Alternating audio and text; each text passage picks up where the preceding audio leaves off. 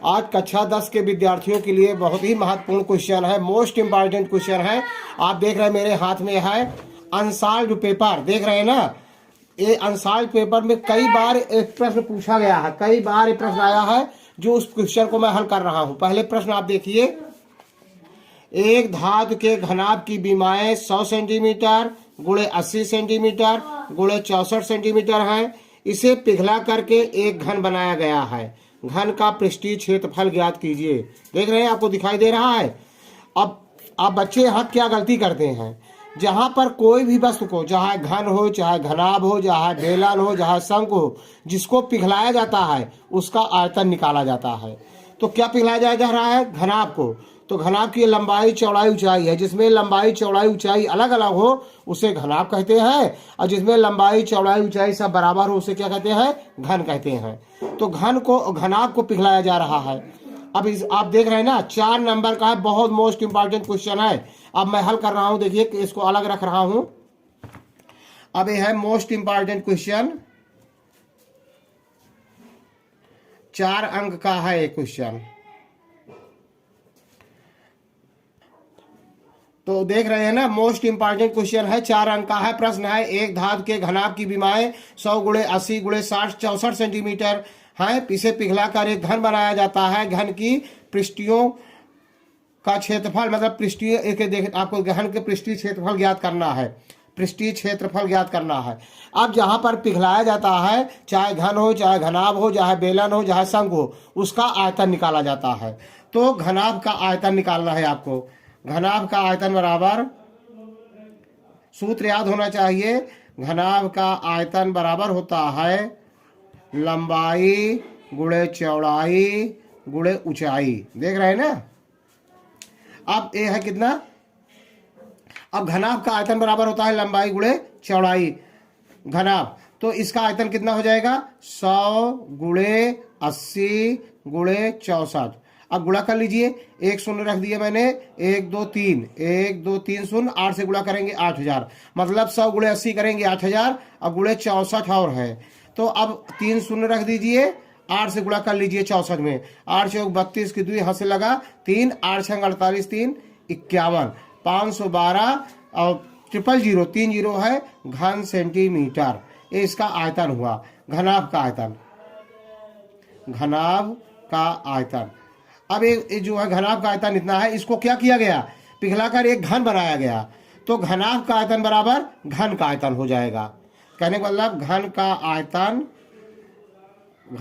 आयतन बराबर घनाभ का आयतन, दोनों बराबर है क्योंकि पिघला करके घन क्या कर लिया गया। अब घन का आयतन पता हो गया, तो घन की भुजा बराबर, घन की भुजा बराबर होता है, घनमूल के अंदर चिन्ह बना देंगे, घनमूल का 3 यहाँ कारणिक का लिख करके देख रहे हैं ना। अब वर्गमूल, घनमूल के अंदर लिख देंगे 500, आयतन मतलब जो है यहाँ लिख देंगे आयतन, पहले लिख दे रहा हूं आयतन। अब किसका आयतन यहाँ लिखेंगे? घनाभ का, घनाभ का आयतन लिख देंगे। अब देख रहे हैं, तो अब घनाभ की भुजा को लिखा, घन की भुजा को लिखा जाता है ए से, तो ए बराबर, अब घनाभ का आयतन कितना आया है, यहाँ 3 लिखेंगे, 512 000। अब इसका घनमूल निकालेंगे। यदि आप घनमूल निकालना नहीं जानते हैं तो पहले से ही वीडियो घनमूल और वर्गमूल निकालने का डाला गया है, बहुत अच्छी तरह समझाया गया है। जरूर जाकर के चेक कर लेना, एक बार 2 बार देख लेना, और वीडियो को स्किप मत करना, पूरा देखना। जब आपको अच्छा लगे कि क्वेश्चन बहुत इंपॉर्टेंट है, महत्वपूर्ण है, तब आप लाइक करना, सब्सक्राइब करना, लेकिन पहले 1-2 बार जरूर वीडियो को देखना। तो 512 का घनमूल होता है, देख रहे हैं, हम शॉर्ट में कर दे रहे हैं, 512 हो जाएगा 8 गुणे 8 गुणे 8, 3 बार करेंगे। अब यहाँ पर 1000 है, तो 1000 हो जाएगा 10 गुणे 10 गुणे 10। कहने का मतलब 3 बार 8 से काट दीजिए, 3 बार 10 से। अब घनमूल निकालेंगे, 3 का समूह बनता है, तो 3 बार 8 है तो 1 बार 8 हो गया, और 3 बार 10 है तो इसका समूह बन जाएगा 10 हो गया, 10 अच्छे 80।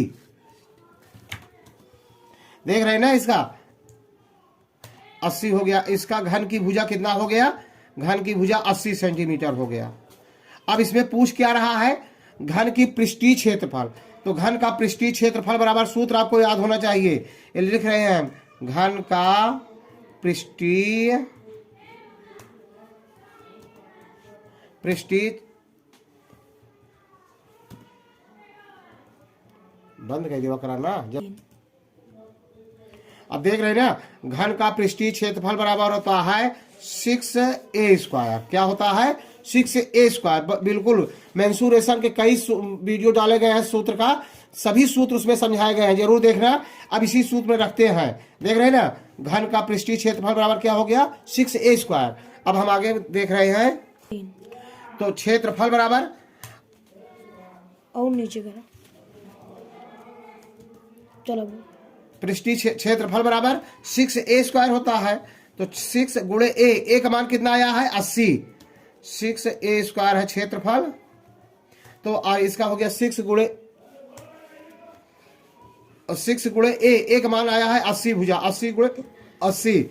अब इसी गुणा कर लीजिए, 6 गुणे 8 है 64, 80 गुणे 6400 हो जाएगा।